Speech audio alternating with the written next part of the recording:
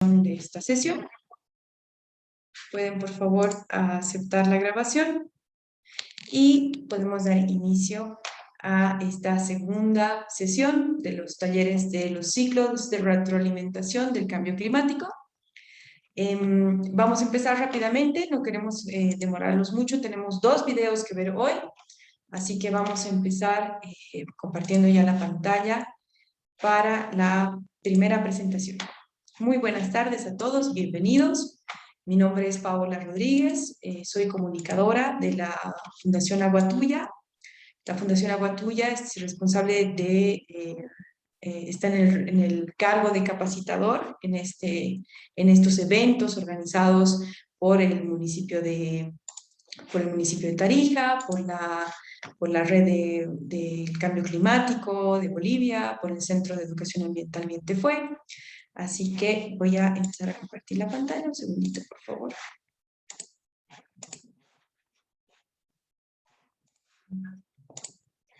Entonces, va a ser muy sencillo. Vamos a ver un videito en un instante. Solamente quiero tener aquí la presentación. El tema que vamos a tocar hoy, como hemos visto ayer en la introducción, vamos a hablar del cambio climático, los ciclos de retroalimentación del cambio climático. Estas conferencias se llaman Cambio Climático y Responsabilidades Humanas. El tema que vamos a tratar ahora, en este momento, son los bosques. Entonces vamos a ver un video como ayer. El video trata sobre los bosques. Vamos a empezar. Les voy a comentar un poquito la metodología para que nadie se pierda y todos presten atención a cómo vamos a llevar esto. Lo que vamos a hacer es visualizar, vamos a ver un video de unos 10 minutos aproximadamente, un poco más, un poco menos. Es un video sobre los bosques. Yo tengo una batería de preguntas. Después de terminar de ver el video, vamos a entrar a una presentación de PowerPoint en la que están las preguntas que han surgido de este video. Vamos a ir, yo les voy a lanzar las preguntas y ahí todos ustedes tienen que participar. Todos tienen que hacer las respuestas de las preguntas y si hay alguna observación, algún comentario, algún desarrollo de la idea, también son todos bienvenidos. La idea es que veamos este material y vayamos debatiendo y vayamos conversando en base al video que hemos visto y las preguntas que se están formando para generar el debate. ¿De acuerdo? Si hubiesen alguna duda, si hubiese alguna pregunta que quieran hacer, pueden levantar la mano. Yo voy a estar atenta. También le pido por favor a Valeria, a Rodrigo, a Mercedes, a quienes nos puedan apoyar. Me pueden cortar y decir hay manos levantadas, prestaremos atención a las preguntas. ¿De acuerdo? Entonces vamos a ver un video.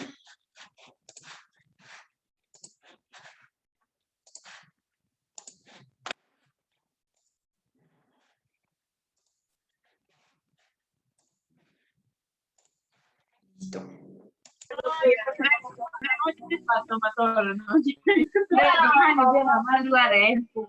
Chicos, ¿hay micrófonos abiertos? ¿Hay alguien que ha dejado sus micrófonos abiertos? Por favor, cierren sus micrófonos. Listo, gracias.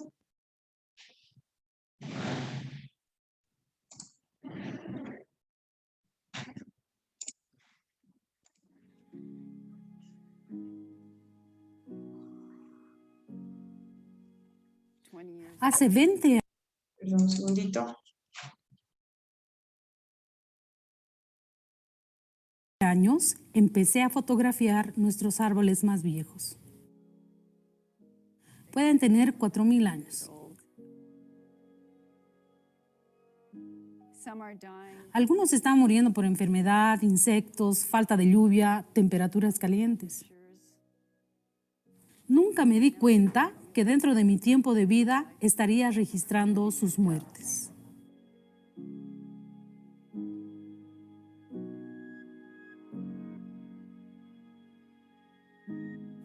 Es realmente impresionante en un bosque la extensión en la cual los árboles producen un dosel arbóreo que es bastante uniforme, bastante denso. Distribuyen el espacio ahí arriba entre los mismos, como si lo hubieran decidido con antelación.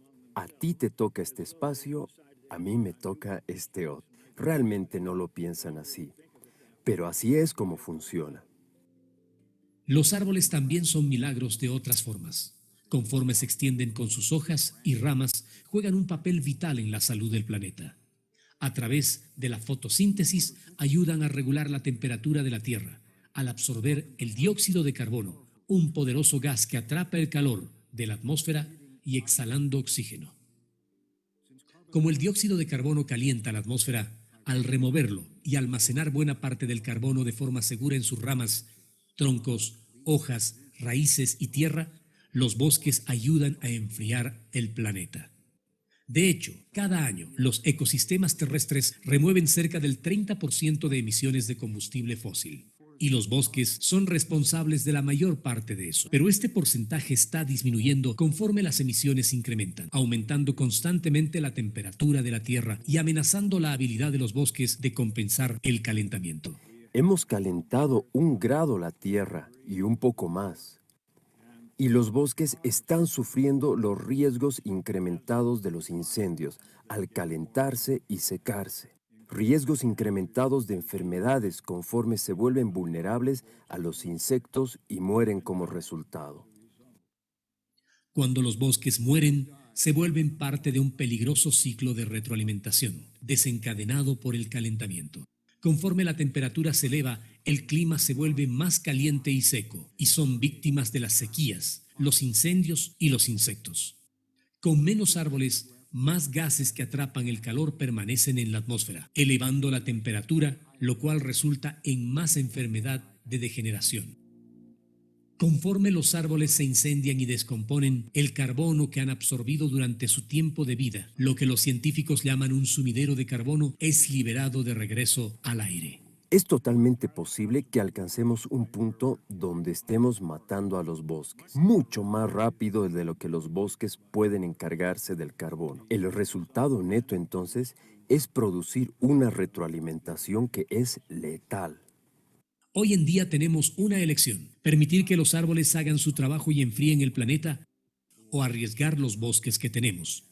Ese es el camino en el que estamos ahora. El cómo protegemos y manejamos los bosques. Esto jugará un papel importante para determinar nuestro futuro. Cuando se trata del calentamiento global, 3 bosques mayores son los que importan más: el tropical, el boreal y el templado. Ningún bosque es más crítico para enfriar el planeta que el Amazonas, con una extensión de más de 5 millones de kilómetros cuadrados en 9 países. Este bosque tropical ha estado almacenando carbono durante milenios. Sin embargo, está peligrosamente cerca de liberar más carbono del que absorbe. Mike Coe es el director del programa de bosques tropicales en el Centro de Investigación Woods Hole. Durante más de 20 años ha estudiado cómo la deforestación en el bosque pluvial del Amazonas afecta el clima local y el medio ambiente.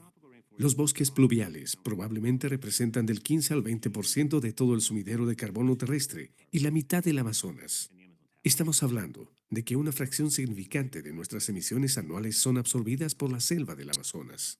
Pero en estos últimos 50 años, casi el 20% de este bosque se ha perdido, en su mayoría por el desmonte de tierra, provocando incendios, insectos y enfermedad de degeneración. Esto no solo libera el carbono almacenado ahí, sino que arriesga una importante función de enfriamiento en la selva del Amazonas.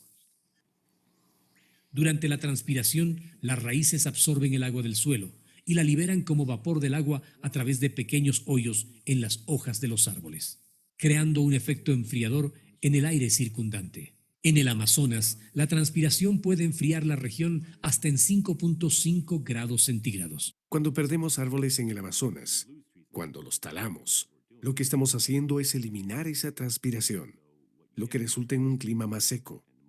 Y mientras más se deforeste, más seco se volverá. En las 2 últimas décadas, la temporada seca se ha extendido durante varias semanas, forzando a los árboles aún más y creando un ambiente ideal para que se extiendan los incendios. Durante las sequías extremas, una gran cantidad de bosques se incendia. Eso transforma el bosque de ese año de un sumidero neto a una fuente neta de carbono. Podemos hacer las cuentas. Si eso sucede 5 veces en una década, este bosque ahora es una fuente. Hoy en día, los bosques tropicales están absorbiendo 1/3 menos de carbono que lo que absorbían en la década de los 90. Los científicos predicen que con la pérdida de tantos árboles, el Amazonas podría empezar a emitir más carbono que el que almacena tan pronto como la próxima década. Puedes imaginar que el clima está cambiando un poco y todo se ve bien, pero luego un día cambia lo bastante para que todo el sistema se transforme. Ya sabes, es la clásica rana en el agua que calientas. La rana no se da cuenta hasta que ya es demasiado tarde. El siguiente bosque importante en riesgo de pasar de un sumidero de carbono a una fuente de carbono es el bosque boreal, que rodea el Polo Norte a través de Siberia y Norteamérica. La región boscosa más grande del mundo, esta vasta extensión conífera almacena un estimado de 2/3 de todo el carbono de bosque, la mayor parte contenido en plantas congeladas y restos de animales en lo profundo del suelo. Pero esto está cambiando. Así como los bosques tropicales, el clima más caliente y más seco está haciendo más vulnerables a los árboles ante las enfermedades, los insectos y los incendios. Brendan Rogers ha estudiado cómo los bosques boreales responden al cambio climático durante la última década. Los incendios descontrolados están empeorando a lo largo de la zona boreal. Estamos viendo cada vez más grandes temporadas de incendios, temporadas récord de incendios cada año. A diferencia de los bosques tropicales, los incendios aquí arrancan las capas de suelo aislantes, evitando que se desarrollen en el lapso existente entre los frecuentes incendios. Sin esta capa protectora, los incendios llegan cada vez más abajo, quemando la materia orgánica almacenada en el suelo. Cerca del 70 al 90% de todo el carbono almacenado en estos bosques es subterráneo. Y de hecho, es la mayoría del carbono que está siendo liberado por estos incendios. Los incendios crean un ciclo de retroalimentación causado por el calentamiento en la zona boreal. Más incendios queman carbono cada vez más profundo en el suelo, liberando dióxido de carbono y metano en la atmósfera, así como gases que atrapan el calor que calientan y secan más el clima, causando más incendios incontrolables. Así como el Amazonas, el bosque boreal va a cambiar de ser un sumidero de carbono a ser una fuente de carbono. Los científicos no saben exactamente cuándo, pero predicen que al ritmo actual sucederá a finales de este siglo, cruzando un punto de inflexión del cual el bosque ya no podrá recuperarse. Estamos viendo un cambio rápido ahora, tan rápido que el sistema esencialmente no está acostumbrado a ello. Y lo que aterra es no saber dónde está ese punto de inflexión. Los bosques templados representan solo 1/4 de los bosques del mundo, pero son nuestra mejor esperanza, ya que los bosques tropicales y boreales están al borde de convertirse en emisores de carbono. Alguna vez desmalezados para la agricultura, muchos bosques templados en Estados Unidos y en Europa se han recuperado en décadas recientes. Pero en el sureste de Estados Unidos, los viejos bosques están siendo talados por la industria de las pellas de madera para su quema, liberando décadas de carbono almacenado, de regreso hacia el aire. Aunque estos bosques están siendo reforestados, cuando se trata de compensar el calentamiento global, los bosques viejos y los nuevos no son iguales. Beverly Love ha estado midiendo el intercambio tanto de dióxido de carbono como de agua entre nuestros bosques y nuestra atmósfera durante los últimos 25 años. Trabaja en 2 sitios de prueba a largo plazo, que son parte de una red global de más de 500. Un bosque más viejo tiene mucho carbono almacenado comparado con un bosque joven. En un ecosistema de bosque joven no hay muchos árboles y no absorben mucho carbono de la atmósfera. Los bosques antiguos en el noroeste del Pacífico almacenan grandes cantidades de carbono. No solo prosperan en los climas más húmedos y más fríos. Estos bosques serán menos vulnerables al cambio climático durante los próximos 30 años, comparados con otros bosques en el oeste de Estados Unidos. Si intentara mitigar el cambio climático, la mejor estrategia es cuando tienes bosques que tienen baja vulnerabilidad al cambio climático en el futuro, y estos ya almacenan mucho carbono. es mantener esos bosques como están, preservarlos. Pero desafortunadamente, estos robustos árboles ricos en carbono han sido un tesoro para los leñadores durante siglos. Las secoyas, que una vez destacaron sobre la costa del Pacífico, ahora han desaparecido en su mayoría. Cuando un árbol es talado, de una mitad a 2/3 del carbono que almacena es liberado a través de la descomposición o de la quema de las ramas, hojas y raíces, así como también del suelo circundante. Hoy en día, el 17% de las emisiones globales de carbono anuales puede ser atribuido a la tala y quema de pellas de madera para la bioenergía. En Oregón, de todo el bosque que fue cosechado en los últimos 100 años, el 65% de ese carbono se ha ido de regreso a la atmósfera. Ahora, este es un mal momento para que eso suceda en términos del clima. La atmósfera caliente plantea otro tipo de amenaza. Incapaces de sobrevivir a temperaturas más altas, muchas especies del bosque están migrando hacia el norte, a climas más fríos. Pero no todas las especies pueden hacer esto y requieren tiempo, del cual no se dispone mucho. Con el tiempo corriendo, esto se reduce a cómo manejamos los bosques templados. Usarlos para fines comerciales o mantenerlos intactos para enfriar el planeta.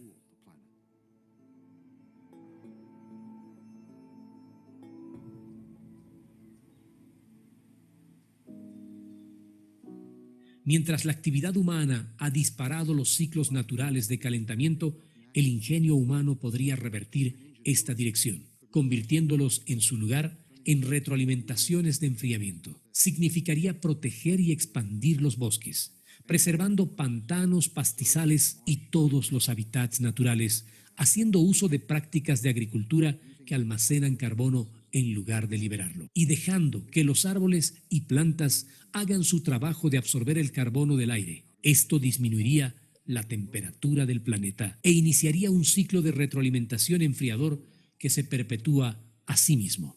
George Woodwell fue uno de los pioneros en advertir sobre el uso de combustibles fósiles, estableciendo ciclos de retroalimentación de calentamiento hace 5 décadas.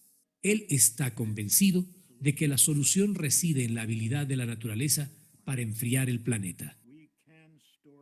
Podemos almacenar carbono en la vida.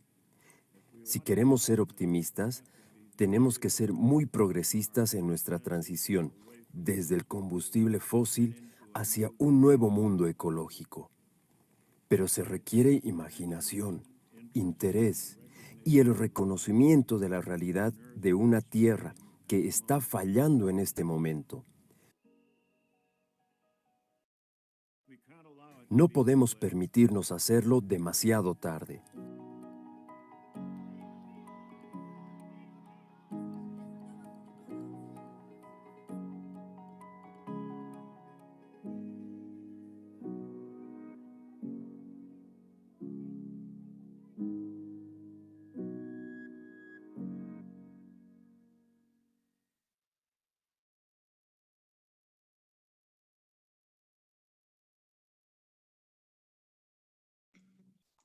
Ese ha sido nuestro primer video.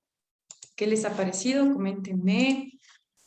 ¿Han podido comprender toda la información? La vamos a ir repasando de todas maneras, pero quisiera que me cuenten qué les ha parecido, qué les queda de este material. Vamos a revisar. Shirley, adelante. Buenas tardes. Bueno, para mí lo que puedo rescatar del video, lo que decía, ¿no? Que mitigar el cambio climático sería preservar los bosques o que exista más bosques en nuestro planeta. Eso. Perfecto, exactamente. Esa es una de las ideas finales que te dicen si estamos yendo por este camino, no es un buen camino, pero necesitamos ser progresistas, necesitamos hacer una transición hacia emisiones cero de carbono, energía más limpia, reforestar los espacios que antes pertenecían a los bosques, respetar esos espacios, porque nos estamos dando cuenta de que los bosques no solo son un recurso en cuanto a madera, ¿no es cierto? Sino que tienen servicios, brindan un servicio ambiental a todo el planeta. Entonces, lo que nos muestra este video es justamente ese servicio ambiental que los bosques brindan y la importancia que tienen que tener, por supuesto, en las políticas públicas, en la legislación, en toda la planificación planetaria que tiene que haber de hoy para adelante, ¿verdad? Entonces, empezaremos con las preguntas. Un segundo. Ahí va. A ver, ¿quién me puede decir, quién se acuerda, qué edad pueden llegar a tener los árboles más antiguos que esta fotógrafa estaba registrando? ¿Se acuerdan? Un segundito, vamos a levantar. No sé si, no veo ahorita, no veo gente con la mano levantada, eso es porque estoy con... Ahí está, Rodrigo. Adelante, Rodrigo. Si bien no recuerdo, eran 4000 años. Perfectamente, exacto. Sí, son como, o sea, tenemos el registro de que pueden llegar hasta 4000 años, ¿verdad? Súper. La siguiente pregunta ya es una pregunta un poco más de desarrollo. ¿Quién se acuerda qué es lo que dicen de cómo ayudan a enfriar el planeta los bosques?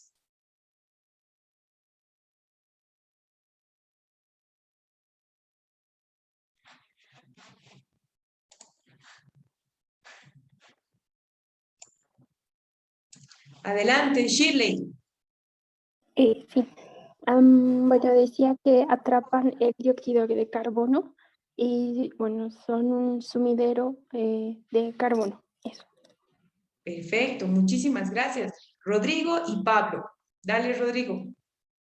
Exactamente lo que dice Shirley. Igualmente, o sea, los bosques son un sumidero, más que todos los árboles, son un sumidero, más que todos los árboles de las plantas, son un sumidero de dióxido de carbono. Es como que absorben más carbono del que dejan en el medio ambiente, pues, porque dejan más oxígeno que carbono. De acuerdo, muy bien, Rodrigo. Muchísimas gracias. Pablo, ¿quieres complementar, por favor? Sí, buenas tardes. A través, igual, así como decían mis compañeros, de la captura de carbono y también por la evapotranspiración.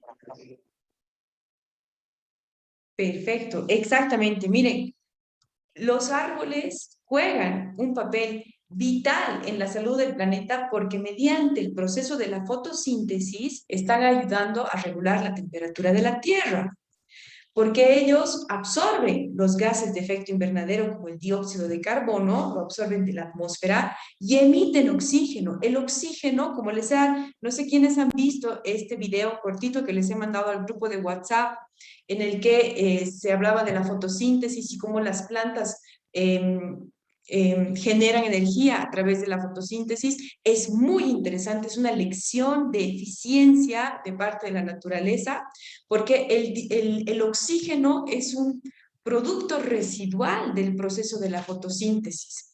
Entonces, como el exceso de dióxido de carbono está calentando la atmósfera, los árboles cuando lo eliminan, o sea, es decir, cuando lo almacenan en sus ramas, en sus troncos, hojas, raíces, están ayudando a enfriar nuestro planeta porque están absorbiendo un gas de efecto invernadero. Son gases que capturan el calor y calientan el planeta.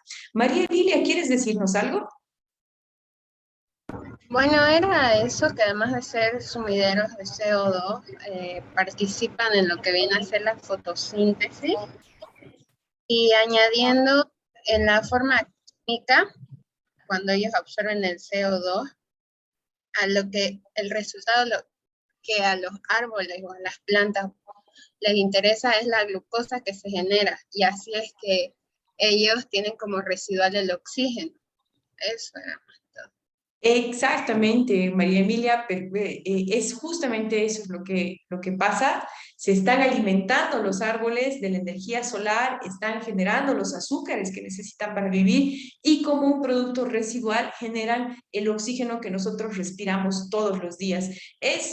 es mágico, ¿no? O sea, es una maravilla, es maravilloso el hecho de que los árboles puedan generar de su propio proceso de alimentarse de la energía solar, generen algo que es tan vital para nosotros. Nosotros le debemos muchísima gratitud a los árboles en la tierra, porque sin ellos definitivamente no sería un lugar apto para la vida, para nuestro tipo de vida, ¿verdad? Siguiente pregunta. ¿Qué porcentaje de dióxido de carbono eliminan, o mejor dicho, almacenan los bosques? ¿Quién se acuerda? Dieron un porcentaje. Pablo y Julián y Gesell. Pablo, no sé si tú ya tenías la mano levantada de antes o quieres participar ahora. El 30%. Perfecto, 30%. Julián, ¿confirmas ese dato? Sí, es el 30%, pero esto se ha ido reduciendo, ya que la temperatura de la Tierra ha aumentado en 1 grado. Perfecto, Julián, muchísimas gracias por la complementación, eso es cierto. Gesell, ¿quieres decir algo más? No, están en lo correcto, que es el 30%. Exactamente, exactamente ese es el dato, es un 25 a 30%, pero como muy bien decía Julián, este porcentaje está decreciendo, o sea, se está disminuyendo, está reduciendo por motivo y por causa de la deforestación. ¿Por qué? Porque a medida de que las emisiones de dióxido de carbono crecen, se amenaza la capacidad de los bosques de compensar el calentamiento de la tierra, y nos lo han explicado un poco con los ciclos de retroalimentación que vienen más adelante por el tema de cómo esto afecta a los bosques, ¿verdad? Siguiente pregunta. ¿Cuáles son los 3 tipos de bosques más importantes del planeta? ¿Quién se acuerda? Son 3 tipos de bosques.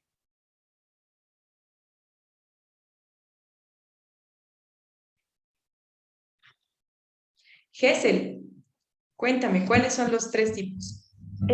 Si no me equivoco, es el tropical, boreal y el templado. Exactamente. Asimismo, son el trópico, el tipo de bosque de trópico, el boreal y el templado. Estos 3 tipos de bosque, nos dicen en el video, son la clasificación que se le da a los bosques que se encargan de todo este servicio ambiental que ya les he comentado, ¿verdad? ¿En cuál de esas categorías entra el Amazonas? ¿Y cuál es el tamaño? ¿Qué creen que es el Amazonas? ¿Es un bosque boreal? ¿Es un bosque tropical? ¿O es un bosque templado? María Emilia, adelante. Un bosque tropical. Perfecto. ¿Y te acuerdas cuál es la extensión del Amazonas?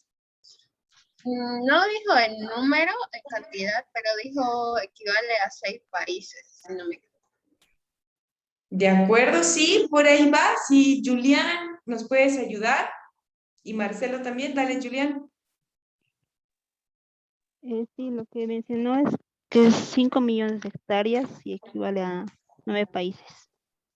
Ya, más o menos, cada vez más precisa, pero 9 te falta. países. Exacto, 9 países. Marcelo, ¿quieres complementar con algo más? Sí, bueno, creo que era 5 millones de kilómetros cuadrados, era el Amazonas. De acuerdo, por ahí va, por ahí va. Yo tengo este dato. El Amazonas entra en la categoría del bosque tropical, tiene 3 millones de kilómetros cuadrados y abarca 9 países. Está muy cerca, muy, muy cerquita. Almacena del 15 al 20, desde el 15 hasta el 30% del dióxido de carbono que los bosques almacenan en la tierra. Entonces, el Amazonas es definitivamente uno de los bosques más importantes en cuestiones de almacenamiento de dióxido de carbono, porque se hace cargo de hasta el 30% del dióxido de carbono. María Emilia y Marcelo tienen las manos levantadas. Quizás es por la última pregunta o quieren complementar algo más. Marcelo, adelante. No, era de la anterior pregunta. Ah, ya. Súper, gracias. Siguiente pregunta. ¿Qué porcentaje se ha perdido del Amazonas en los últimos 50 años? ¿Quién se acuerda? Nos dieron el porcentaje. Y como ven acá en el gráfico, se muestra además como en una imagen satelital, dónde es donde la mayor cantidad o las áreas más afectadas. Marcelo, coméntanos. Del Amazonas, estos últimos 50 años han perdido el 20% del bosque.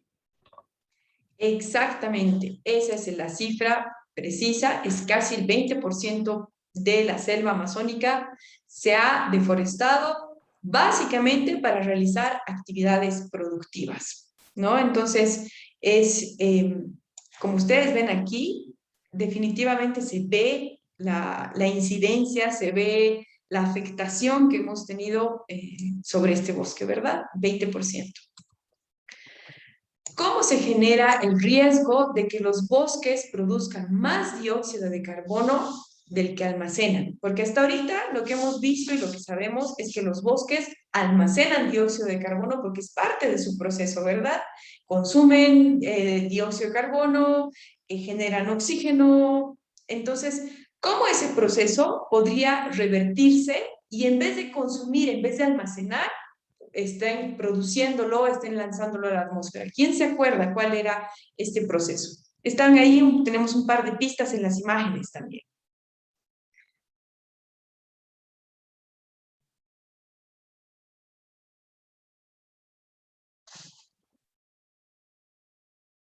Dale, Marcelo, adelante.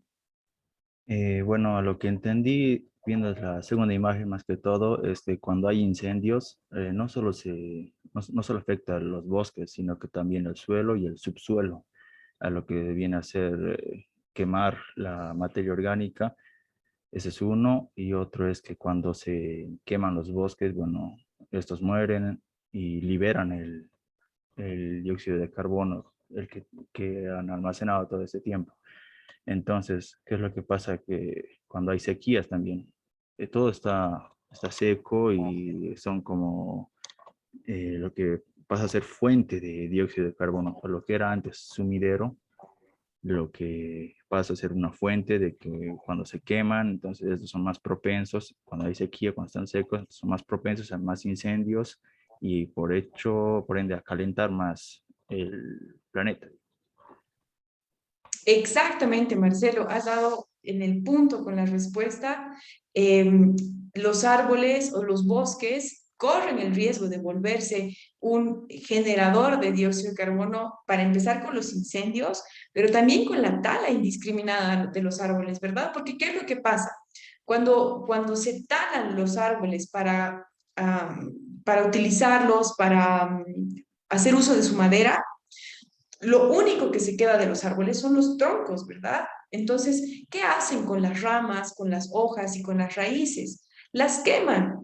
Y lo que no se está considerando o lo que no está siendo importante en las consideraciones es que los árboles, por toda esa vida que tienen, o sea, durante toda su vida, están almacenando en sus troncos, en sus raíces, en sus ramas, están almacenando el dióxido de carbono. Entonces, cuando tú quemas un árbol, estás liberando todo el dióxido de carbono que ese árbol ha almacenado en su cuerpo, ¿verdad? Entonces, la quema de los árboles hace que el clima se caliente, esto se seca, el aire se seca, se calienta y se seca, y esa es una especie de receta perfecta para generar más incendios todavía. Entonces ya estamos entrando a esa idea del ciclo de retroalimentación, ¿verdad?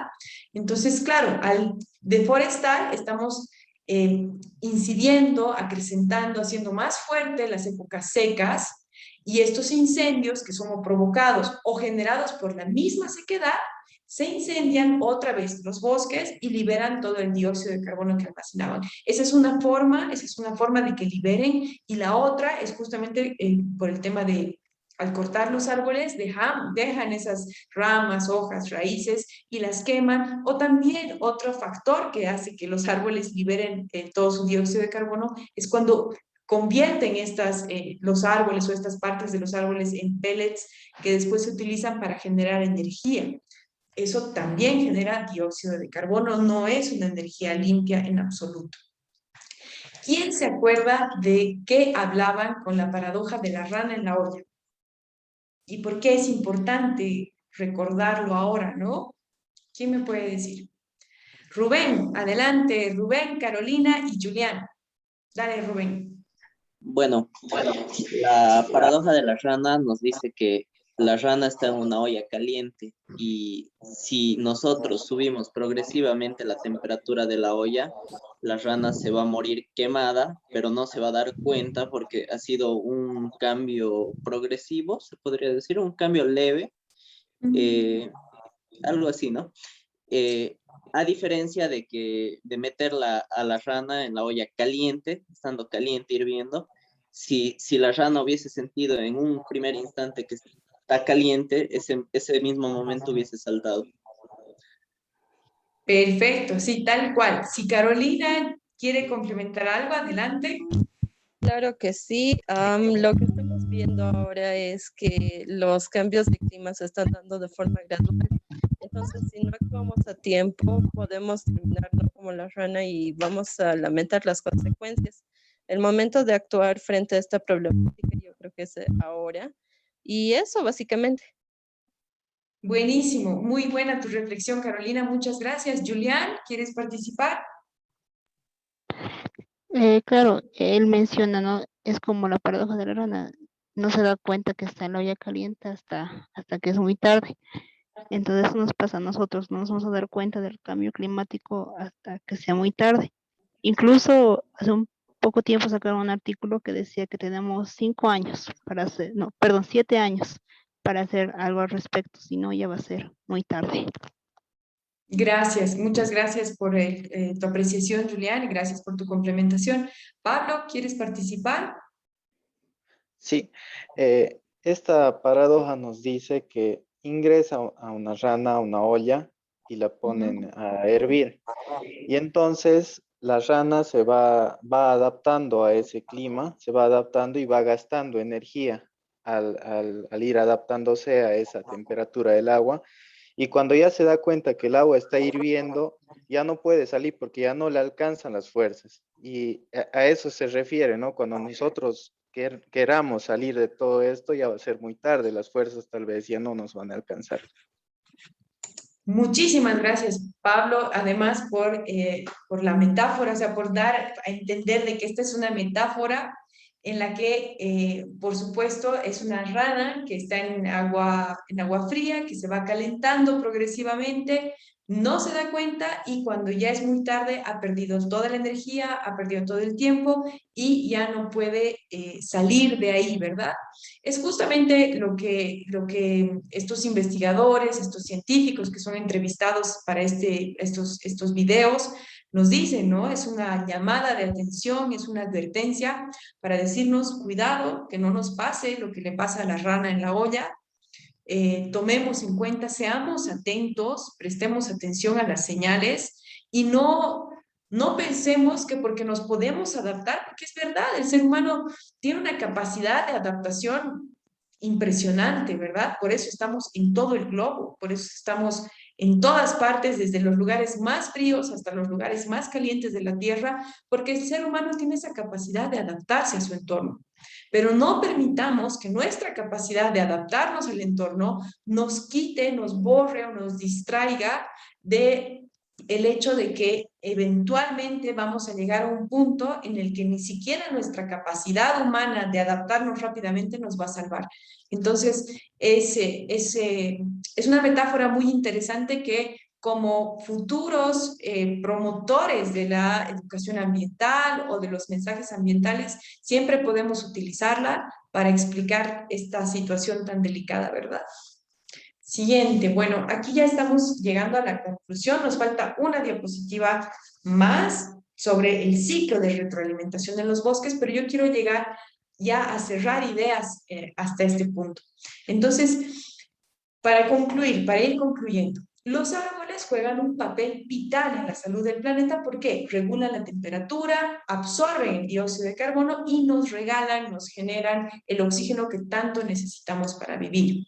Son fundamentales en el ciclo del agua. ¿Por qué? Estábamos viendo en esta Hay una de las escenas muy bonitas que nos muestran cómo las gotas del agua, que son unas pequeñas esferas de colores, van entrando por las raíces, ¿verdad? Desde la tierra, las raíces, cómo van subiendo por el tronco y llegan hasta las hojas, que esas mismas gotitas de agua, a través de la evapotranspiración, van hacia el cielo y van generando nubes.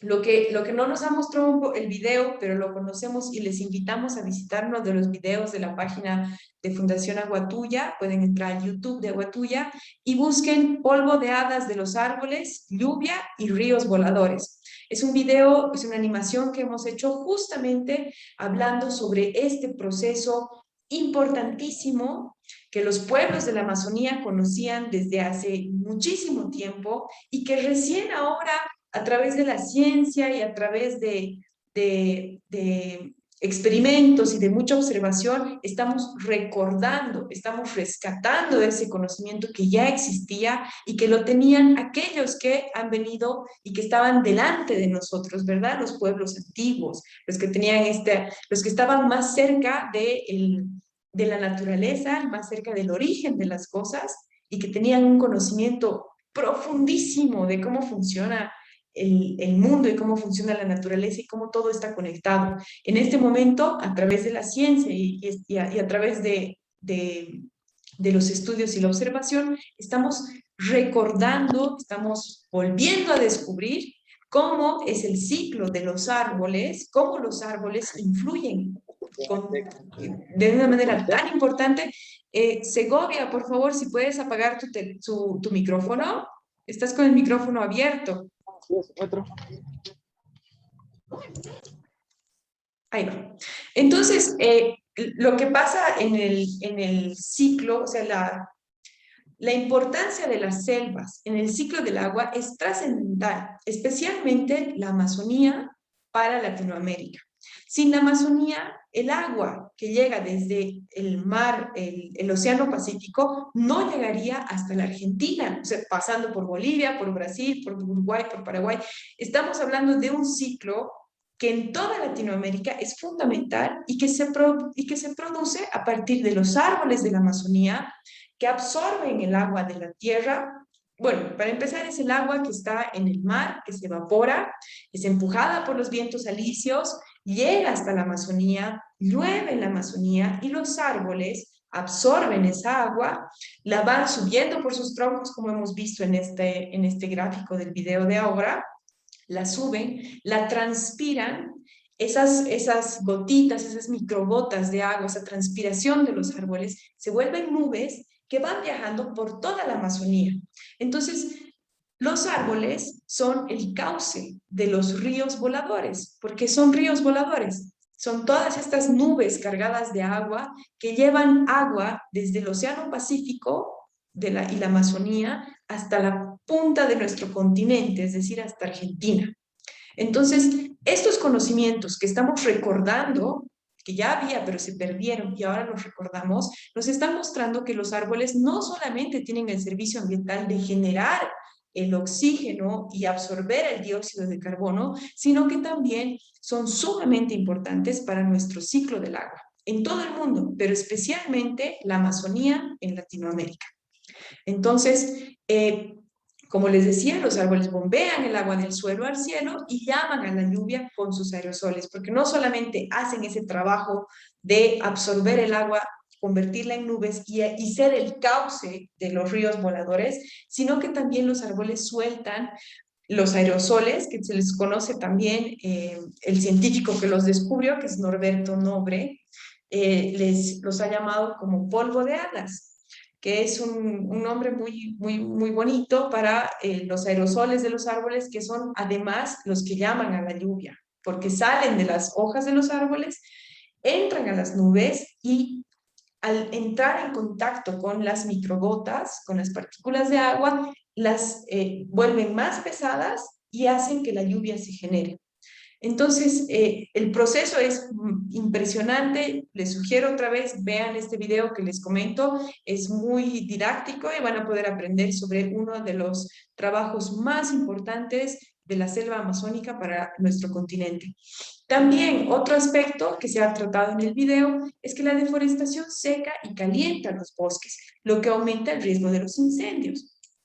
Cuando los bosques se queman, están liberando todo ese dióxido de carbono que tenían almacenado, como muy bien lo notaron en las participaciones, no solamente lo que está en los árboles, sino también lo que está en el suelo, ¿no? Porque todo almacena una porción de dióxido de carbono. La deforestación y los incendios son muy peligrosos porque aumentan exponencialmente la cantidad de dióxido de carbono en la atmósfera. Y además, al haber menos bosques, cuando se queman los bosques, hay menos cantidad de árboles, entonces también se disminuye y se pone en riesgo esa absorción que pueden llegar a tener los bosques como una sola masa de los gases de efecto invernadero. Entonces, nos queda una sola pregunta más en este sector. Y quisiera que me cuenten, ya la tenemos más o menos desarrollada, pero si alguien quiere complementar algo más, ¿cuál es el ciclo de retroalimentación, ese ciclo de retroalimentación negativo de los bosques? Aquí podemos ver en esta imagen, tenemos algunas pistas, pero ya lo tenemos más o menos desarrollado, ¿verdad? Tiene que ver con que el planeta se calienta, el aire se seca, los bosques se secan. Entonces, ¿qué es lo que pasa cuando los bosques se secan? ¿Quién me puede complementar un poquito esa idea?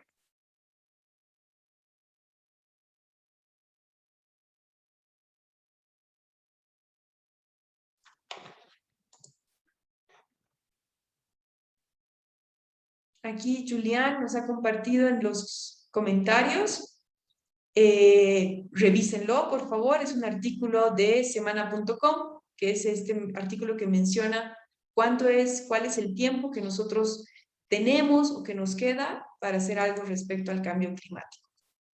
Bueno, como esta idea ya está más desarrollada, ya la hemos conversado, es solamente cuestión de cerrarla.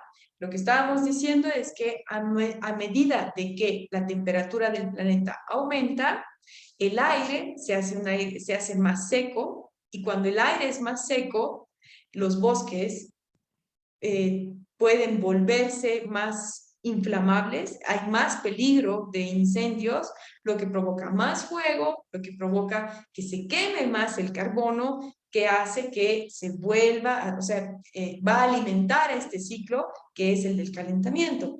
Más carbono liberado, más calentamiento global, y otra vez vuelve a empezar este ciclo de retroalimentación, ¿verdad? Que se sigue calentando el aire, se sigue secando y los bosques siguen quemándose. Eso es básicamente el cierre de este video. Si queda alguna consulta, si hay algún comentario, les voy a dar un espacio, un minutito para que levanten las manos y podamos hacer unos últimos comentarios antes de pasar al siguiente video.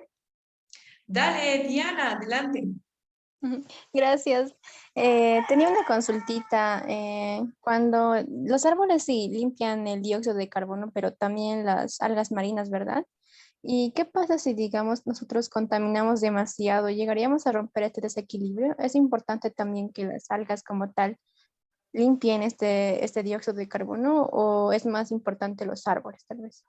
Esa era mi consulta. Sí, buenísima tu consulta, Diana. Muchísimas gracias por hacerla. Sí, es verdad, el océano también tiene una parte muy importante en la absorción del dióxido de carbono.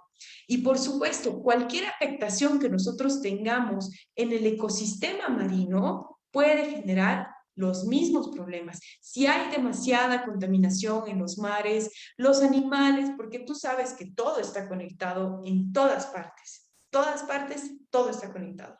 ¿Qué es lo que pasa en el mar? Si nosotros desequilibramos con la contaminación el entorno de vida de ciertos organismos microscópicos o macroscópicos, vamos a afectar la capacidad que tenga también el océano de absorber el dióxido de carbono. Entonces, muchas gracias por esa complementación. No solamente son los bosques. Evidentemente, este video trata exclusivamente sobre cuál es la función de los bosques, pero no olvidemos, como dice Diana, que también hay otras fuentes que absorben el dióxido de carbono en la Tierra. Las vamos a ir viendo también más adelante.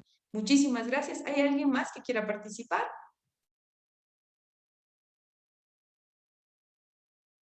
Perfecto, entonces voy a dejar de compartir este material, esta presentación. La idea es de que vayamos considerando estas complementaciones, que vayamos viendo, escuchando a nuestros compañeros y tomando nuestros apuntes para poder retroalimentarnos también entre nosotros con todas las cosas que sabemos, ¿de acuerdo? Muchísimas gracias. Voy a dejar de compartir esta presentación y nos vamos a ir al siguiente video. Ahora vamos a ver el tema del permahielo. Van a conocer, los que no conozcan, van a conocer de qué trata el permahielo. Vamos a compartir.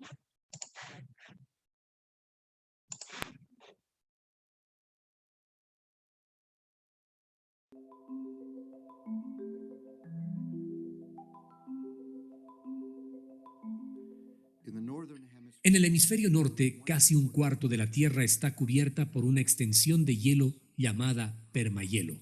Se extiende desde la superficie y hasta miles de metros abajo. Su suelo contiene millones de toneladas de plantas ricas en carbono y restos de animales suspendidos en un estado perpetuamente congelado. Pero ahora, con la actividad humana calentando el Ártico de 2 a 3 veces más rápido que el resto del mundo, este permahielo se empieza a descongelar y de modo alarmante contiene el doble de carbono de lo que contiene la atmósfera hoy en día y el triple de lo que contienen todos los bosques del mundo combinados. Conforme se descongela, animales microscópicos llamados microbios que han estado congelados durante decenas de miles de años están despertando y alimentándose de los nuevos restos de carbono descongelado, emitiendo peligrosos gases que atrapan el calor. Si tomáramos todos los microbios de la Tierra, descubriríamos que pesan probablemente 50 veces más que todos los animales de la Tierra. Ahora, estos microbios necesitan comer, y lo que comen son restos de plantas y animales. Y como resultado de alimentarse de ese material, producen dióxido de carbono y metano. Para comprender cómo las temperaturas calientes aceleran la actividad microbiana, no se necesita salir de la cocina. Es como tener un pollo en el refrigerador. Sacamos el pollo, lo ponemos en la barra y se empieza a descongelar. Luego salimos el fin de semana y se nos olvida el pollo sobre la barra. Y cuando regresamos, la casa huele y el pollo está descompuesto. Eso es lo que sucede al carbono que está en el permahielo. Es combustible para microbios. Cuando lo descomponen y lo usan como combustible, liberan gases invernadero, dióxido de carbono y metano en la atmósfera. Impulsados por las emisiones de combustible fósil que elevan la temperatura en el Ártico, estos microbios están amplificando el calentamiento. Conforme el permahielo se descongela, al liberar más dióxido de carbono y metano en la atmósfera, y calentando aún más el clima en un ciclo que se perpetúa a sí mismo. ¿Cuál de estos gases que atrapan el calor es liberado? Depende del medio ambiente en el que los microbios digieren el carbono. En condiciones ricas en oxígeno, como en el suelo y las superficies de los lagos, los microbios producen dióxido de carbono como derivado. Pero en los ambientes con poco oxígeno, como los pantanos y los fondos de lagos fangosos, producen metano, que es 30 veces más potente para atrapar el calor que el dióxido de carbono. Los científicos predicen que el impacto tanto del metano como del CO2 agregado a la atmósfera desde el permahielo descongelado será impactante. La cantidad de carbono que puede ser liberado por el permahielo descongelado para fines del siglo ha sido estimado en una cifra de hasta 150.000 millones de toneladas de carbono. Así que para ponerlo en contexto, los Estados Unidos son actualmente el segundo principal país que emite gas invernadero en el mundo. Si tomamos las emisiones actuales de Estados Unidos y las sumamos hasta el año 2100, esto iguala a la cantidad de carbono que podría ser liberado por el permahielo descongelado. El verano pasado, mientras trabajaba en su habitual ubicación en Alaska, Natalie presenció una significativa aceleración de descongelamiento del permahielo. En un principio hacía mucho calor. Estábamos a 32 grados centígrados en la tundra. Había lugares donde caminábamos, donde mi pie se hundía en el suelo, porque ya no había ninguna estructura de suelo, porque el permahielo se estaba descongelando. Nunca he visto un cambio que suceda tan rápido, de un año para el otro.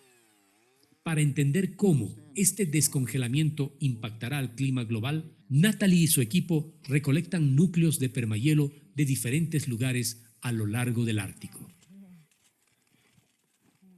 En el laboratorio, analizan su contenido de carbono y de descomposición para determinar cuánto gas será liberado cuando se descongele el permahielo. Estos núcleos fueron recolectados de una ubicación que tiene suelos profundos y turbosos, orgánicamente muy ricos, y puedes saberlo cuando miras este núcleo, porque tiene un color marrón realmente oscuro, y ese color marrón oscuro significa que contiene mucho carbono. El descongelamiento del permahielo no solo impacta el clima a través de la liberación de gases invernadero, también puede transformar totalmente el paisaje, como Natalie lo ha visto en Dubán Yar, Rusia. Nunca había visto el descongelamiento del permahielo y el colapso del suelo en esa magnitud. Recuerdo haber estado ahí en un bote y había este gran acantilado de muchos metros de alto. Podías ver estas raíces realmente finas que habían estado congeladas durante 40.000 años. Una vez que se descongelan, se descompondrán en un año. Y algo más está teniendo un efecto impresionante sobre el paisaje en Siberia. Hoyos parecidos a cráteres que se cree que son el resultado de la acumulación de metano bajo una gruesa capa de hielo. Cuando el hielo se derrite, la presión cede, causando una explosión. 1 o 2 años después, los cráteres forman lagos que liberan el metano, antes enterrado hacia la atmósfera. A veces los lagos que se forman por cambios en el paisaje emiten tanto metano que se podría encender un fuego en ellos. Conforme el permahielo se descongela y el Ártico se calienta más rápido que el resto del planeta, esa capa de calentamiento se mezcla en la atmósfera, rodea al globo y lleva a toda clase de desastres globales. Pérdida de cosecha en el Medio Oeste, sequías e inundaciones en África, olas de calor récord en la India. Y en el hemisferio norte, hogar de la mayoría de los lagos en el mundo, el calentamiento está teniendo un impacto similar al descongelamiento del permahielo al proveer nuevos recursos de comida a los microbios que viven ahí. Las especies de plantas del sur de esta región están migrando hacia el norte, activando otro ciclo de retroalimentación. Tradicionalmente, las agujas de pino que los microbios digieren habrían proporcionado una diversidad limitada de recursos alimenticios. Pero ahora, con las especies de hoja caduca y ancha, como el arce y el roble, eso conlleva una mayor diversidad de materia orgánica y carbono que los microbios pueden digerir. Más opciones alimenticias significan un incremento en la actividad microbiana, lo cual, en fondos de lagos fangosos escasos de oxígeno, llevan a una producción de metano, a un clima más caliente y a lagos más verdosos en un ciclo siempre amplificante. Y el rango geográfico donde esta dinámica sucede se está expandiendo. Ese cambio hacia el norte no solo sucede en las latitudes del norte, donde están la mayoría de los lagos del mundo, sino también en otras partes, como en Nueva Inglaterra, como en el área de los Grandes Lagos. Los árboles de hoja caduca no son la única especie que ha sido llevada a un clima más caliente. Otro cambio que estamos viendo alrededor de los lagos es que las espadañas se están moviendo hacia el norte, hacia los lagos, donde anteriormente no crecían, y donde comparamos los efectos de las espadañas con los pinos, los robles y los arces en cuanto a la cantidad de metano liberado de los sedimentos del lago. Y lo que encontramos fue que había al menos 400 veces más metano producido cuando agregamos hojarasca de espadaña que con cualquier otra hojarasca de árbol. Los modelos muestran que en los próximos 50 años las espadañas alrededor de los lagos se duplicarán y como más espadañas significan más metano, se prevé que la producción de metano se incremente en un 70% a lo largo de todos los lagos del norte. Desde la perspectiva climática global, esto es algo de lo que en verdad necesitamos preocuparnos y debemos pensar en la manera de mitigarlo y compensarlo. Y el problema solo empeora, ya que está aumentando la cantidad de gases que atrapan el calor que los microbios producen. Actualmente tenemos una opción. Podemos continuar con nuestros asuntos como de costumbre y dejar que estos ciclos de retroalimentación del calentamiento se salgan de control, o podemos elegir otra manera de vivir. Podemos implementar políticas que ayuden a un futuro sustentable. Podemos frenar el uso del combustible fósil y reforestar la tierra. Esto desaceleraría y finalmente revertiría los ciclos de retroalimentación para restaurar al planeta. En cuanto al permahielo, entre menos calentamiento generemos, menos dióxido de carbono y metano será liberado en la atmósfera y más van a bajar las temperaturas y el permahielo permanecerá congelado.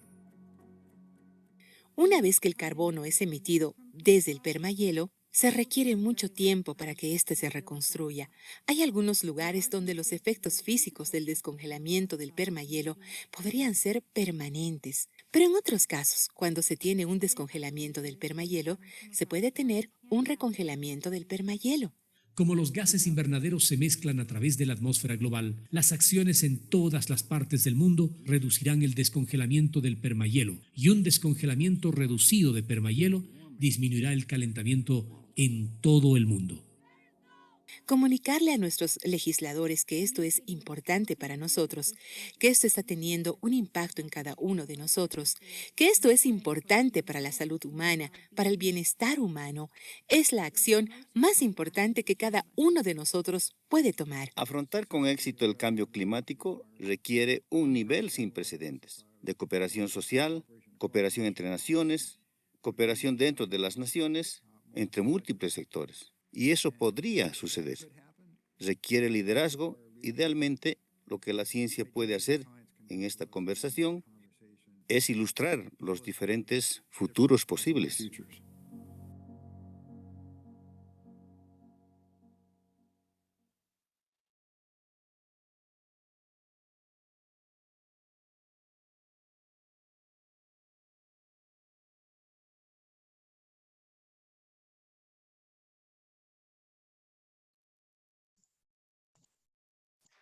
Muy bien, entonces estamos en la sesión del permahielo.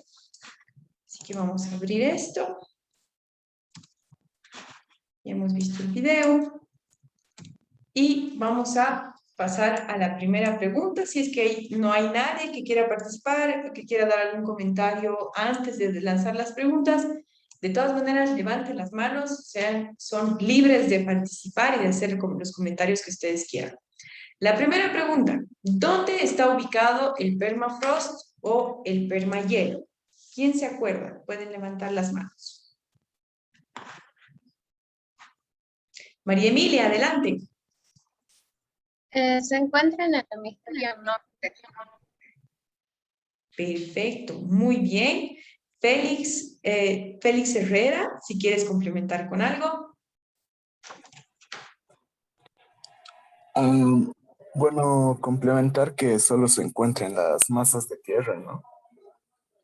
No se encontraría en el mar, supongo. De acuerdo, sí, está muy bien, gracias, Félix. Bueno, justamente, como dicen, en el hemisferio norte, como dijo María Emilia, Félix, casi un cuarto de la tierra del hemisferio norte está hecha de permahielo, es permahielo. ¿Qué es lo que está descongelando el permahielo? ¿Quién se acuerda? ¿Qué es lo que nos dicen? ¿Qué es lo que está calentando? ¿Qué es lo que está descongelando este permahielo? El exceso, bueno, es que hay mucho CO2, de hecho mucho metano, muchos gases de efecto invernadero. Y aunque el efecto de invernadero es algo bueno, de hecho, gracias a esos gases hay vida. Entonces, pero hay que entender muy bien de que todo en exceso siempre, siempre te hace daño. Entonces, hay tanto gas de efecto invernadero que ya incluso se está derritiendo los polos, liberando bacterias, microorganismos que nos van a hacer daño también. Incluso a los animales igual les hace daño. Entonces, eso creo que sería una respuesta mía. Buenísimo, buenísimo, Diana. Muchas gracias por esa observación. Es muy cierto lo que dice Diana. Los gases de efecto invernadero a un nivel aceptable son muy necesarios para la vida, por supuesto, porque es gracias a ellos es que nosotros es que el planeta puede mantener el calor que nosotros necesitamos para vivir. Pero como muy bien también dice Diana, cualquier exceso hacia cualquier lugar es malo. Entonces, es cierto, parte de este descongelamiento es a causa del calentamiento y de los gases de efecto invernadero. María Emilia, ¿quieres complementar? Félix Herrera después. Entre las actividades que nombraron era los combustibles fósiles y la deforestación. Y en sí, el permahielo era el alimento de los microorganismos. Y así es como se da sucesivamente. Perfecto, gracias María Emilia. Así es, Félix, si quieres participar o si quieres continuamos y más adelante también hay más espacio para las preguntas. Sí, justamente como decía la anterior compañera, el permahielo está lleno de microorganismos, ¿no? Que se alimentan de la materia orgánica que existe ahí. Como al principio del video decía, está lleno de restos de animales, restos de plantas antiguas, ricas en carbono, ¿no? Entonces se genera un ciclo de retroalimentación. Los microorganismos producen gases de efecto invernadero al descomponer estos restos de materia orgánica. Y bueno, por lo cual al descomponer en gases de efecto invernadero genera mayor calor, ¿no? Bueno, acumula mayor calor por estos gases esa zona, entonces eso ayuda a que el permahielo se derrita más rápido. Exactamente, Félix. Tal cual como lo dijiste, es justamente el ciclo y el proceso de retroalimentación. Yo voy a tomar en cuenta tu participación para las siguientes preguntas y no me quiero olvidar, antes de continuar con esto, les quiero dar la palabra clave de hoy para que la pongan en la lista de asistencia. Así que mucha atención. La palabra clave de hoy es microbio. ¿De acuerdo? La palabra clave de hoy es microbio, para que ustedes la pongan en su lista de asistencia y puedan llenar la información necesaria. Entonces, justamente estábamos hablando de los microbios y de cómo estos microbios están formando parte y están en el permahielo. Entonces, ¿qué es lo que descongela el permahielo? A grandes rasgos, me encantó mucho las participaciones de todos, han sido muy precisos. A grandes rasgos es la actividad humana, ¿no es cierto? La deforestación, el uso de los combustibles fósiles, esos comportamientos, esas acciones humanas están generando el calentamiento, pero además, y es importante considerar esto, el Ártico se está calentando de 2 a 3 veces más rápido que el resto del planeta. Entonces podemos decir que de cierta forma el Ártico es una zona mucho más vulnerable al calentamiento global que cualquier otra región del planeta. Entonces cualquier cambio que nosotros hagamos, cualquier exceso que tengamos como humanidad, va a llegar, los efectos van a ser muchos más fuertes en el Ártico, en la parte más alta, o sea, en la zona norte y en la zona sur de nuestro planeta, en los polos. ¿Cuánto carbono contiene el permahielo? ¿Quién se acuerda? No te dicen cuánto en toneladas, pero te dicen que son X número de veces más que en la atmósfera o X número de veces más que en todos los bosques del mundo juntos. ¿Quién se acuerda? Julián, adelante. Ahora sí, dice que al descongelar el permahielo contiene el doble de carbono que la atmósfera y el triple de carbono que los bosques. Exactamente, Julián, precisa tu respuesta, es justamente eso. Gesell, ¿algo que complementar? Perfecto, está respondida. Sí, si no me equivoco, eran 150.000 millones de toneladas. Exactamente, eso lo vamos a ver en la siguiente pregunta, cuando vamos a hablar de cuál es la cantidad de carbono que liberaría el permahielo al descongelarse hasta fines del siglo. No te olvides de ese dato porque ahorita vamos a llegar a esa pregunta. Pero así es, 2 veces más que la atmósfera y 3 veces más que todos los bosques del mundo juntos. Entonces, si se dan cuenta, la cantidad de carbono, ¿se acuerdan que del anterior video estábamos hablando de todo ese carbono que almacenan los árboles y que están en sus troncos, en raíces, en las ramas?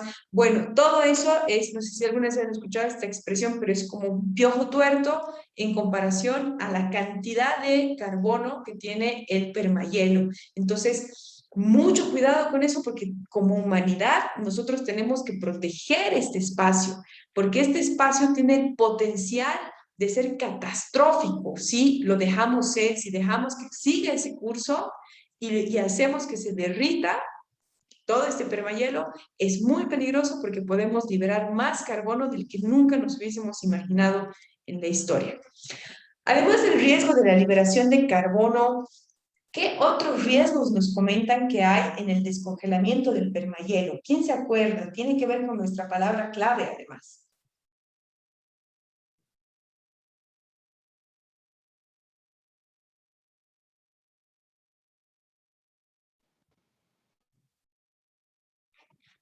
¿Saben de qué? ¿Saben cuál es uno de los riesgos, además de la liberación de carbono?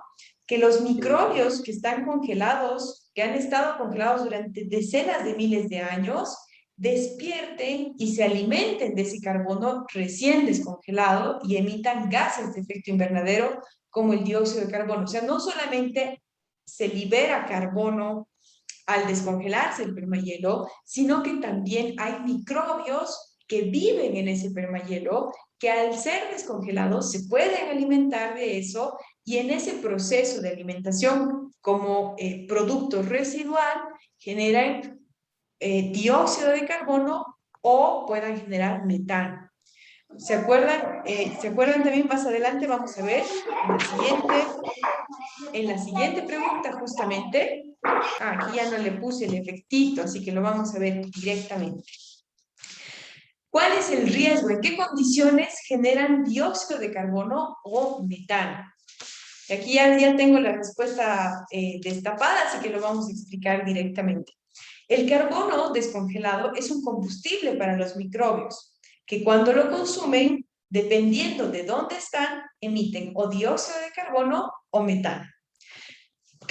¿Cuál es la diferencia? ¿Por qué en algunos casos emiten dióxido de carbono y por qué en otros casos metano? Todo depende de las condiciones del oxígeno en el lugar donde están esos microbios. Si las condiciones de oxígeno son ricas, si hay mucho oxígeno, si el lugar es rico en oxígeno, como la superficie de los lagos o en el suelo, estos microbios que se están comiendo el carbono, lo que van a producir es dióxido de carbono. En cambio, si están en condiciones con poco oxígeno, por ejemplo, pueden ser pantanos o en el fondo de lagos fangosos, entonces como no hay oxígeno alrededor, lo que van a producir es metano.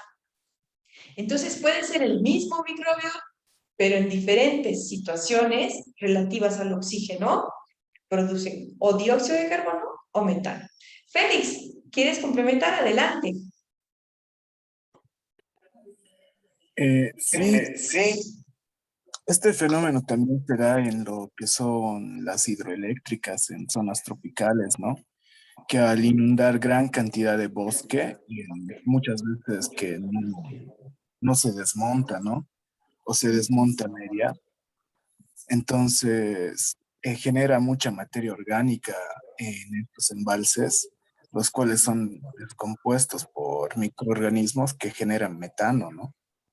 Al tener mucha cantidad de oxígeno en un cuerpo estancado, ¿no?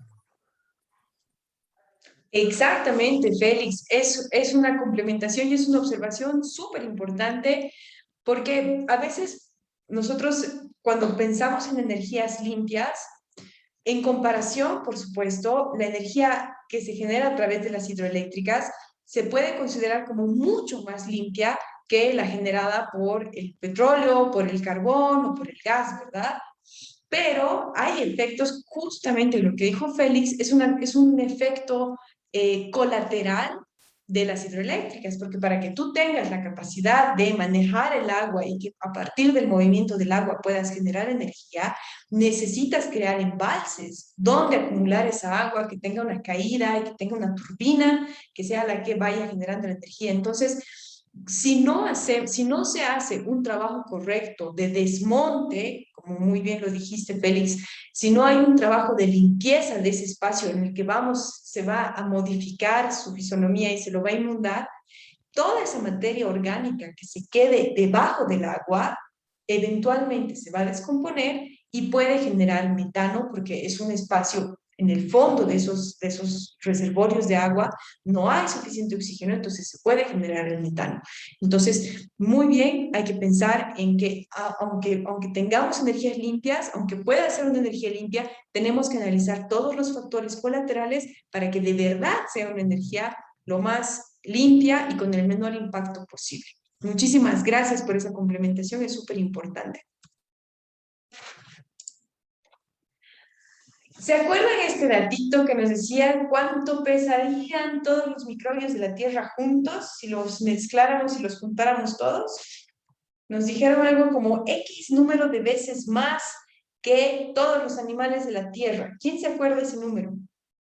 ¿Será 10 veces más que todos los animales de la Tierra? ¿20 veces más? ¿40 veces más? Marcelo, Crisóstomo después. Dale, Marcelo. 50 veces más. Perfecto. Crisóstomo, ¿qué opinas tú de eso? ¿Crees que es 50? Sí, 50 veces más que todos los animales del planeta. Exactamente, confirmado. Así es. Diana, ¿quieres complementar con alguna información? Sí, dijo que también estoy de acuerdo con el 50% más. Perfecto, 50 veces más que todos los animales de la Tierra. Quien sea se imagina que por ser microbios, que por ser chiquititos, microscópicos, no tienen una masa, no tienen una verdadera presencia en el mundo. Pero es muy interesante imaginarse y hacerse la idea de qué pasaría si los juntáramos a todos en un solo lugar. O sea, ya se imaginan, sería una masa que es más grande que un estadio, quizás. Entonces ya nos vamos imaginando la presencia y la importancia que tienen estos organismos. Son vida, son parte del planeta. Entonces, tienen una corporeidad, están presentes y hacen todo lo que nosotros estamos viendo en este video y en este momento, ¿verdad? Y aquí está el datito que ya nos comentaron y ya nos dieron la información. Los invito a volver a recordar cuál sería esa cantidad de carbono que liberaría el permahielo al descongelarse hasta finales de siglo. Alguien ya nos dio ese número. No sé si, bueno, Marcelo y Crisóstomo se han quedado con las manos levantadas. No sé si quieren recordar cuál era ese dato. ¿Quién nos dijo? No sé si Félix puede ser que nos haya comentado. Crisóstomo, también si quieres participar.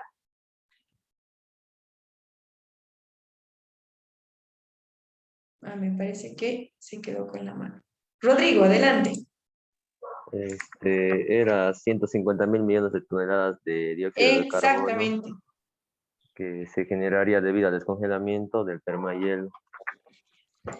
Exactamente, Rodrigo, sí, lo dijiste antes y lo vuelves a confirmar. 150 millones de toneladas de carbono, que es igual al total de emisiones actuales de Estados Unidos, uno de los países más contaminantes de la Tierra, hasta el año 2100. Es una cifra que, claro, decimos 50.000 millones de toneladas y no nos podemos imaginar un número tan grande, ¿verdad? O sea, tratemos de pensar en 50.000 millones de toneladas de tornillos, o 50.000 millones de toneladas de árboles, o 50.000 millones de toneladas de elefantes. No nos podemos imaginar esa enorme cantidad, ¿verdad?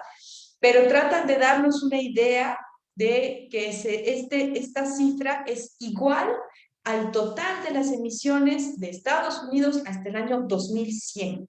Entonces, bueno, tratamos de verlo así como en perspectiva para poder comprender y poder imaginarnos un número tan grande que podría ser liberado si es que todo el permahielo se descongela hasta finales de este ciclo.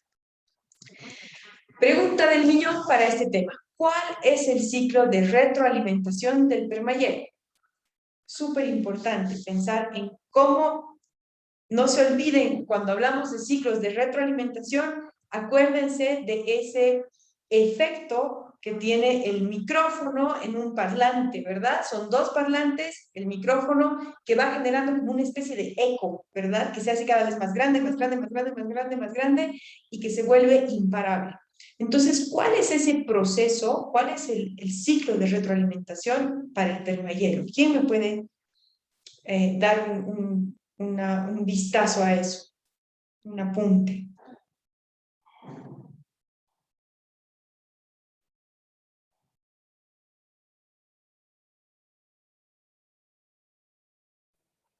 Aquí les cuento. Las emisiones de combustibles fósiles calientan el planeta, ¿verdad? Si se dan cuenta, ya estamos entrando como una especie de factor común en todas partes, ¿no? Hasta donde hemos visto, sabemos que la cuestión de los combustibles fósiles es lo que está empezando con estos ciclos. Entonces, se emiten los combustibles fósiles, calientan el planeta, derriten el permahielo, el carbono del permahielo se libera. Este carbono es devorado por los microbios que en ese proceso, al comerse el carbono, liberan dióxido de carbono y metano, lo que calienta aún más el ambiente, lo que derrite más permahielo, libera más carbono, calienta más el clima, y este es el ciclo que se perpetúa a sí mismo, ¿verdad? Entonces, es muy importante que tengan en cuenta. En cada uno de los temas que vamos a hablar, nos van a ir mostrando cuál es el ciclo de retroalimentación de ese tema. Eso es como la médula de estos materiales y la médula de estos videos, porque nos están mostrando en qué momento podemos llegar a ese punto de inflexión. Entonces, ¿por qué es importante? Esto nos va a dar argumentos a nosotros para decir, hay que parar este tema, hay que llegar a reverdecer el planeta, hay que parar con las emisiones de carbono, hay que reforestar. ¿Por qué? Porque estas tres acciones verdes, conscientes, van a lograr frenar y revertir, en muchos casos, los ciclos de retroalimentación negativos. Entonces, por favor, cada vez que veamos los videos, necesito que le presten mucha atención al ciclo.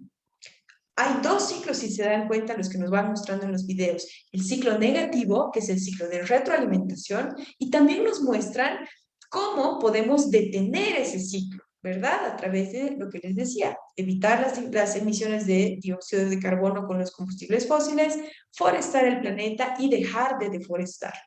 Vamos a ir viéndolo en todas partes, de todas maneras. ¿Qué acciones, esto ya es la parte positiva, podrían cambiar este calentamiento? Les acabo de comentar. No sé si alguien quiere complementar o nos lanzamos a la respuesta.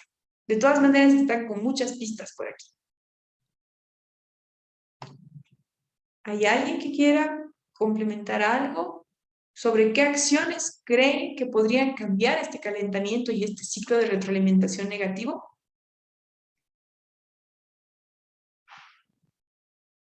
Dale, Julián. Adelante. Ella menciona que es bueno la implementación de nuevas políticas y también la reducción de combustibles fósiles. Así es, exactamente. Como ven acá, tenemos las pistas también. Hay que detener las emisiones de dióxido de carbono, detener la deforestación y reverdecer el planeta.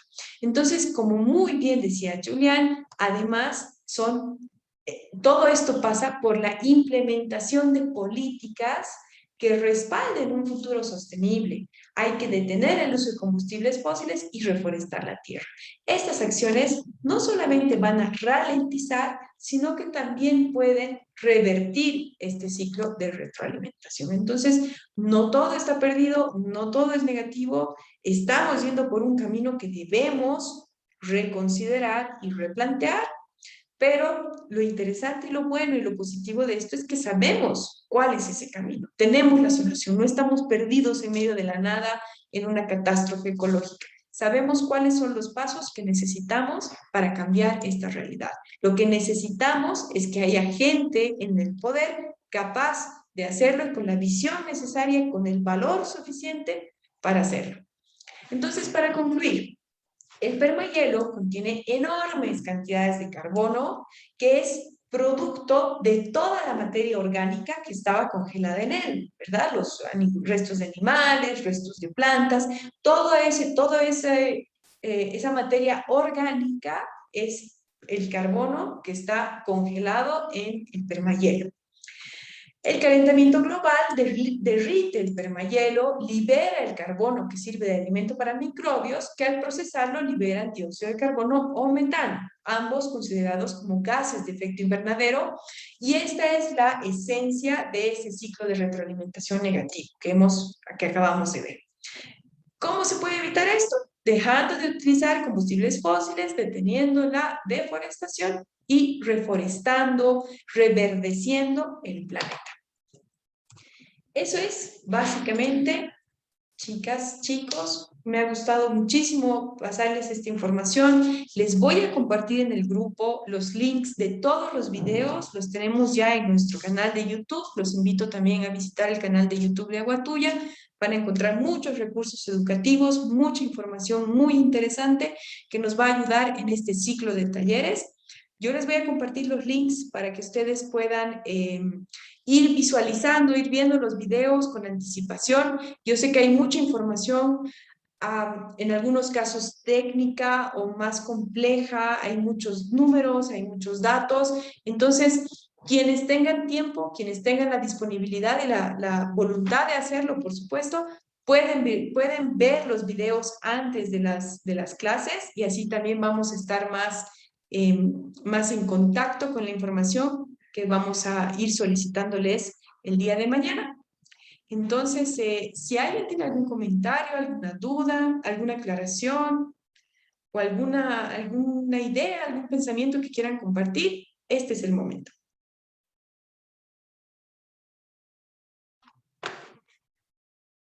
Dale, Diana, adelante. Una pregunta, ¿cuál era la palabra clave? Justo en ese momento no estaba tan atenta. No te preocupes. Sí, yo sé que en algunos casos hay mala señal, ya me han comentado varias personas que están con problemas de señal. Les repito, la palabra clave de hoy es microbio. Entonces, microbio, recuerden, los microbios que están dentro del permahielo y están consumiendo todo ese carbono para convertirlo en dióxido de carbono y metano. Tenemos que dejarlos congelados donde están, es importante. Los microbios son importantísimos para la vida, es verdad, pero como dijo Diana más temprano, cualquier exceso es malo. Entonces, mantengamos a raya los microbios que están en el permahielo y utilicemos nuestra palabra clave para nuestro registro de asistencia. Listo, pues, muchísimas gracias a todas y a todos por haber participado hoy. Gracias por su atención. Los espero mañana. Mañana nos tocan dos presentaciones más, dos videitos más. Así que nos estamos comunicando, nos comunicamos por el grupo. No se olviden pasar toda la información que ustedes tengan. Liz, denme un segundo. Nosotros tenemos una pequeña presentación a cargo de Liz, una compañera de nuestro curso, que nos quiere hacer una pequeña invitación, una corta invitación a todos los que estamos acá a participar en un evento, en una actividad ambiental. Así que, Liz, te cedo la palabra, te voy a hacer... espera un minutillo. Yo voy a compartir, Liz, tu presentación, ¿de acuerdo? O no sé si pueden ayudarme para que Liz sea coanfitriona. Hola, buenas tardes. Como gustes, tranquila. A ver, sí, yo creo que sí, mejor ya estás. Liz, ya estás de coanfitriona. Ya puedes compartir tu pequeña invitación, tu presentación. Por favor, denle la atención a Liz. Los va a invitar a una actividad, a formar parte de una actividad. Así que todo tuyo, Liz. Adelante. Te cuento que todavía no puedo compartir la pantalla. ¿Me podrías ayudar con eso, por favor? Claro que sí. Tienes ahí abajo un botoncito que es compartir pantalla. ¿Te sale? Pero no me da para compartir. No me sale la opción compartir. A ver, varios participantes se dice. No te preocupes, yo lo voy a compartir entonces. Y así no nos complicamos. Buenísimo, mil gracias. A ti, pues Liz, estamos generando comunidad, así que buenísimo y bienvenido. Bueno, mientras Paola nos ayuda con compartir la pantalla, bueno, primeramente quisiera agradecerle por cederme estos minutos para poder hablarles sobre las veedurías sociales. Muchas gracias, Paola, y muchas gracias a quienes todavía siguen conectados. Bueno, una veeduría social también es conocida como una auditoría social. Y bueno, partamos de un concepto. Es un tipo de participación ciudadana que se orienta al control, vigilancia y evaluación de las políticas, programas y proyectos de gobierno en sus diferentes niveles, con el fin de asegurar que éstas se desarrollen de acuerdo a lo planeado y con apego a la normativa vigente. La siguiente, por favor. Una veeduría social nos ayuda de muchas maneras porque facilita la transparencia, la rendición de cuentas, la representación responsable y también nos ayuda en la lucha contra la corrupción. La siguiente, por favor. Por supuesto que las veedurías sociales se realizan dentro de un marco jurídico que tenemos establecido, el marco jurídico de protección de los derechos humanos, como la Declaración Americana de los Derechos y Deberes del Hombre, la Declaración Universal de los Derechos Humanos, el Pacto Internacional de Derechos Civiles y Políticos y la Convención Americana sobre Derechos Humanos. La siguiente, por favor.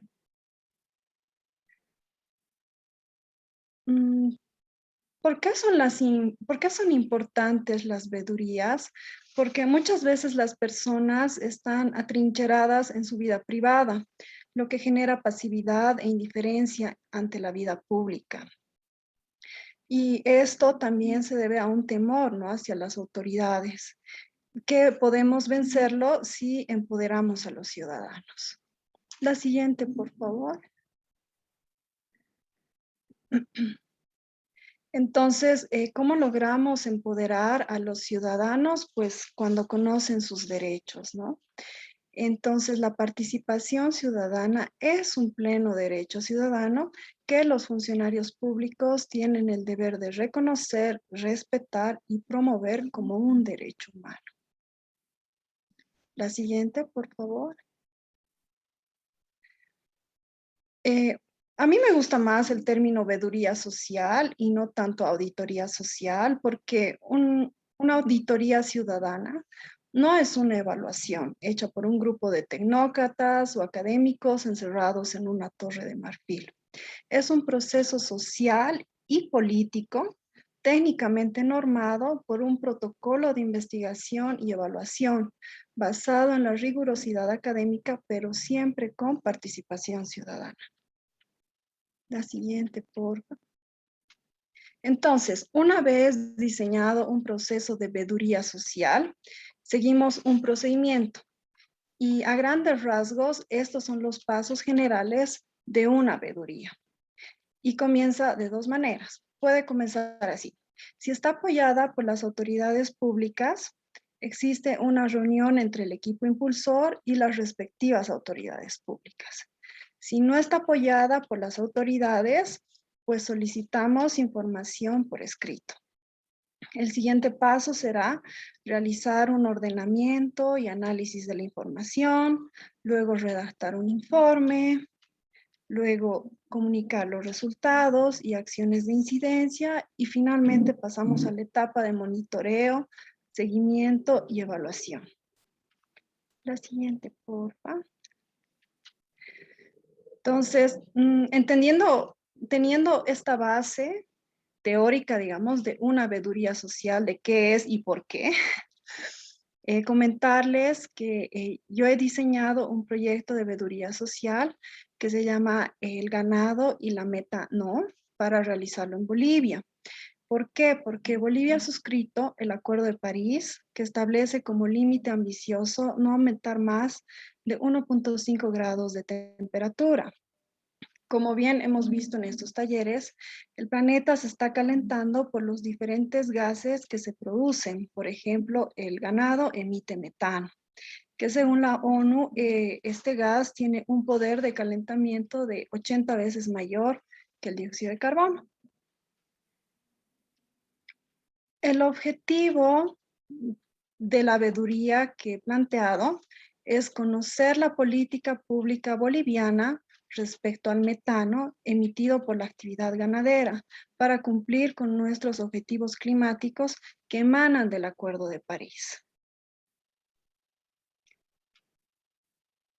Y bueno, les explico todo esto porque como bien les decía, esta veeduría ha sido diseñada, ha sido aprobada y estoy en busca de 1 o 2 integrantes para formar parte del equipo impulsor. Y bueno, estoy buscando 1 o 2 personas, de preferencia en la ciudad de La Paz. Este proyecto se estima que tenga una duración de 3 meses, se valorará que tengan una disponibilidad inmediata. El horario es flexible, entre 4 a 8 horas por semana y por la pandemia obviamente vamos a coordinar muchas cosas online, puede ser por Meet, ¿no? Y bueno, quienes estén interesados, quienes quieran, les resuene esto de realizar una veeduría social, que quieran aprender más sobre cambio climático o ejercer sus derechos ciudadanos, con gusto pueden contactarme. Ahí les dejo mi número de WhatsApp, el 78778853. También está ahí mi correo electrónico, es liz.zarate.lpz, todas con z, @gmail.com. Y bueno, quienes digan, yo me anoto, me interesa, y pues con gusto me pueden mandar su currículum hasta el día de mañana. Y bueno, vamos a hacer una selección. Muchísimas gracias por su tiempo. Muchísimas gracias, Paola, por el espacio. Y bueno, gracias una vez más por el taller también. A ti, Liz, muchísimas gracias. Gracias por generar también este proyecto de veeduría social. Definitivamente siempre es gratificante y siempre es bueno ver que hay personas que están atentas al tema ambiental y que se preguntan cosas sobre diferentes temas, porque se han dado cuenta el tema ambiental es enorme, ¿no? Hablamos del dióxido de carbono, de los bosques, del agua, del metano, del ganado, del cultivo, todo, ¿no? Entonces, es buenísimo que haya gente que esté atenta. Estamos cumpliendo el protocolo, estamos cumpliendo con el Tratado de París, estamos cumpliendo con esto que nos hemos comprometido. Buenísimo, yo los invito, los que puedan participar, únanse,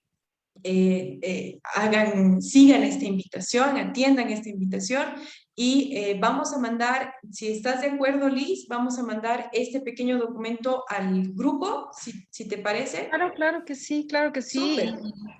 Espero pues sus comentarios y quienes se animen, pues son bienvenidos. También comentarles que esta es una formación gratuita que imparte el Instituto Interamericano de Derechos Humanos en Costa Rica. Entonces es una formación gratuita, te postulas y haces un proyecto de veeduría social en un tema ambiental. Entonces, ¿se imaginan si todos hiciéramos veedurías? Estaríamos participando activamente en la gestión pública, ¿no? Entonces, pues aquí invitarlos igual, si no quieren unirse a mi equipo, pues a que hagan ustedes sus propias veedurías, ¿no? Buenísimo, buenísimo. Aquí ya tienen a una persona que sabe y conoce el procedimiento para hacerlo, así que tomen en cuenta, aquí están los datos de Liz. Muchísimas gracias. Entonces nos vamos a ver mañana. Nos encontramos mañana a las 3 de la tarde en este mismo link. Gracias a ti, gracias Liz. Ya saben, si quieren participar en este proceso o quisieran abrir su propio proceso de veeduría social, ya tenemos a un excelente contacto que cuenta con toda la experiencia de esto. Se comunican con Liz Zárate. Gracias a todos, que les vaya muy bien. Chao, chao. Hasta mañana. Chao, chao. Gracias, hasta mañana. Gracias, Licen. Hasta mañana, gracias.